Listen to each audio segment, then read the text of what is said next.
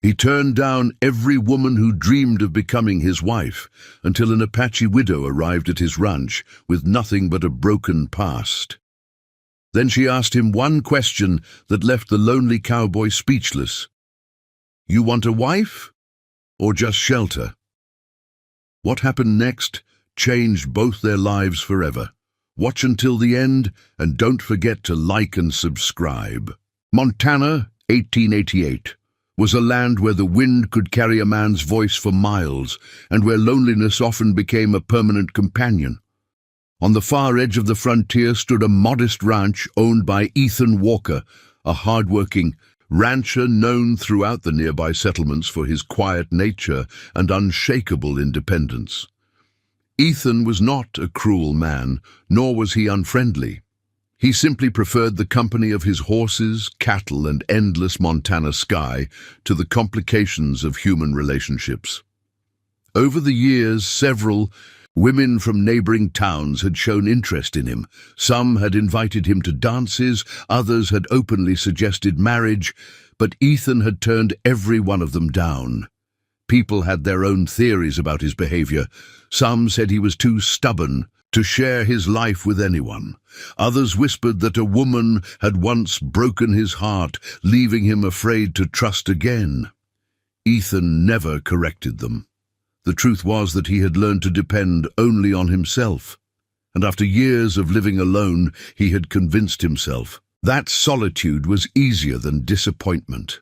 One bitter evening, as the sun disappeared behind the distant mountains, Ethan was preparing to secure the ranch for the night when he noticed something unusual near the wooden gate. At first, he thought it was a stray animal moving through the shadows. Then he saw a woman standing there, barely visible beneath the fading light. Ethan immediately reached for the lantern hanging beside the porch and walked carefully toward the gate. As he came closer, he realized she was an Apache woman. Her name was Ayana, though Ethan would not learn that until later. She looked exhausted, as if she'd been walking for hours, perhaps even days. Her clothes were worn and covered with dust from the long journey. Her hair was tangled by the cold wind, and her face carried the kind of sorrow that no single night could explain. In her arms, she held a small bundle tightly against her chest. Ethan could not tell what was inside, but he noticed how carefully she protected it. Ayana stopped when she saw him approaching.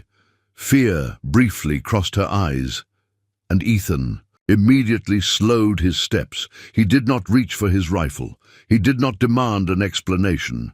Instead, he stopped several feet away and kept his hands where she could see them. "You're a long way from town," he said quietly. Ayana said nothing. Her eyes remained fixed on him, watching every movement. Ethan understood that she was frightened, and perhaps she had every reason to be. The frontier was not kind to people who were alone, especially women traveling without protection. After a long silence, Ethan noticed her trembling hands. "You're freezing," he said. "Come inside. You can warm yourself by the fire." Ayana immediately shook her head. Ethan could see the hesitation in her expression. She had probably heard those words before, promises of safety that came with hidden conditions. Ethan stepped back instead of forward. "I'm not asking you to trust me," he said. "Just come inside long enough to get warm." After another moment, Ayana finally followed him. Ethan opened the ranch house door and allowed her to enter first. Inside, the small home was warm and simple. A fire burned in the stone fireplace, filling the room with a soft, orange glow. Ethan placed a chair near the fire and brought her a thick wool blanket. He then prepared a bowl of hot stew and set it on the table. Ayana stared at the food for several seconds before finally sitting down. She ate slowly at first, then with the desperate hunger of someone who had not enjoyed a proper meal in far too long. Ethan quietly turned away, giving her privacy. He did not ask where she had come from or what had happened to her. He knew some wounds needed time before they could be spoken aloud. When she finished, Ayana looked at him carefully. "Why are you helping me?" she finally asked. Ethan paused.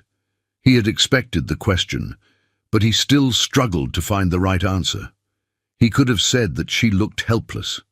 He could have said that he felt sorry for her. But neither. Answer felt right, because everyone deserves a safe place to sleep, he replied. Ayana studied his face, searching for dishonesty. Ethan could tell she did not fully believe him. She had heard promises before, perhaps from men who had offered kindness only to demand something in return. Ethan understood that her silence was not disrespect. It was caution. So he simply pointed toward the spare room. "You can sleep there tonight. The door locks from the inside." Ayana's expression changed slightly at those words. Ethan then added, "And you don't owe me anything." For the first time, something softened in her eyes. But trust would not come easily. Ethan knew that. He had spent years building walls around his own heart. Now, standing before a woman who had built walls out of survival, he realized that perhaps they understood each other more than either of them wanted to admit. Outside, the Montana wind howled against the wooden walls, but inside Ethan's small ranch house, Ayana finally had a place where she could rest. Yet neither of them knew that this simple act of kindness would soon change both their lives forever. The next morning, the first light of dawn slowly appeared over the Montana mountains, painting the cold sky with soft shades of gold and gray. Inside Ethan Walker's modest ranch house, Ayana quietly gathered the few belongings she had carried with her. She had barely slept. During the night, the warm bed, the food, and the safety had been comforting, but comfort frightened her almost as much as danger. She had learned that nothing in life was ever truly free. Every kindness came with a price, and every promise seemed to hide a condition. So before the sun rose completely, Ayana decided it was time to leave. She folded the blanket Ethan had given her and carefully placed it on the chair. Then she picked up her small bundle and walked silently toward the front door. Her hand had just reached for the wooden handle when Ethan's voice came from behind her. "You don't have to leave." Ayana stopped. She turned slowly and saw Ethan standing near the fireplace. He was still wearing the same clothes from the previous evening, as though he had barely slept either. His expression was calm, but there was concern in his eyes. "I said you could stay until you're ready," Ethan continued. "That doesn't mean you have to stay forever." Ayana studied him carefully. She had expected him to ask where she was going. She expected him to remind her that the outside world was dangerous. Instead, he was giving her a choice. That confused her more than anything. "Why?" she asked quietly. Ethan shrugged. "Because it's your life." For several seconds, neither of them spoke. The silence between them was filled with things neither was brave enough to say. Finally, Ayana stepped away from the door. She looked at the quiet cowboy who had spent years turning away every woman who tried to enter his life. She had heard about Ethan from people in the surrounding settlements. They said women had tried to win his heart, but he had rejected them all. Some believed he wanted no wife. Others believed he had been hurt by someone long ago. Ayana wondered if there was truth behind those rumors. She placed her bundle down and looked directly into Ethan's eyes. "You want a wife?" she asked. "Or just shelter?" The question struck Ethan harder than any accusation could have. He lowered his eyes, unable to answer immediately. Ayana had touched the very truth he had spent years avoiding. He had always told himself that he wanted peace. He had convinced himself that marriage was unnecessary and that living alone was easier. But perhaps the truth was different. Perhaps he had rejected every woman because he was afraid of choosing the wrong person, afraid of being trapped in a relationship built on loneliness or obligation. Yet Ayana was not asking him to save her. She was not begging him to marry her.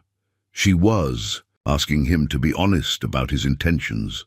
Ethan finally looked up. "I don't know," he admitted. The words seemed difficult for him to say. "I don't know what I want." Ayana's expression remained serious. Ethan continued, "But I know one thing. I will never use your pain to make you stay here. I won't ask you to marry me because you need a roof over your head, and I won't expect you to repay me for helping you." Ayana stared at him in silence. She had expected many answers, but not that one. In her experience, people often tried to control those who were vulnerable. Ethan was doing the opposite. He was giving her freedom. "Then why did you help me?" she asked. Ethan glanced toward the window, where the first sunlight was touching the snowy ground. "Maybe because I know what it's like to be alone," he said.